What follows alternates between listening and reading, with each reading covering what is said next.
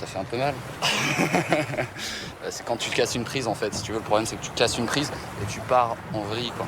Et donc après, il faut faire l'oiseau quoi pour arriver à peu près sur les pieds. Aux portes de la deuxième ville française, les Calanques sont un terrain d'exploration sans pareil. Et pour Guillaume et Florian, le lieu d'une étonnante chasse au trésor. Ces amoureux de la nature répertorient la faune et la flore des Calanques. Aujourd'hui, c'est sous l'eau que cela va se passer. Faut qu'on ait un peu de chance, quoi. Faut qu'on ait un peu de chance pour pouvoir voir cette fameuse éponge carnivore. Et peut-être aussi une surprise, parce qu'on va aller dans une grotte où on peut peut-être trouver des hippocampes. Donc on va croiser les doigts. Depuis 1 an et demi, leur quête est pleine de rencontres extraordinaires, avec des animaux que l'on croyait ici disparus. Comme cette baleine de 50 tonnes, un rorqual commun. Mais aussi ces magnifiques dauphins bleus et blancs. Ou encore, nichant dans les falaises, des aigles de Bonelli dont il ne reste que quelques couples en France.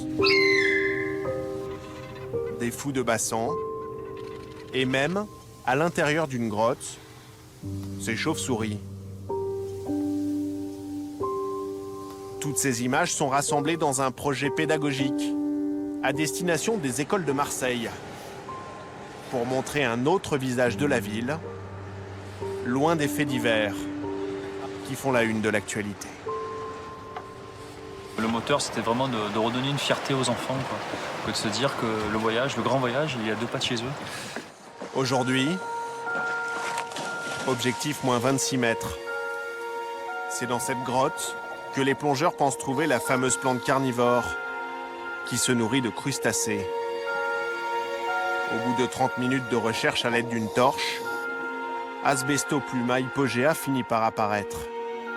Elle n'existe normalement que dans les abysses, à 8800 mètres de profondeur. Plus loin, les plongeurs vont même réussir à photographier cet hippocampe et à se faire un nouvel ami.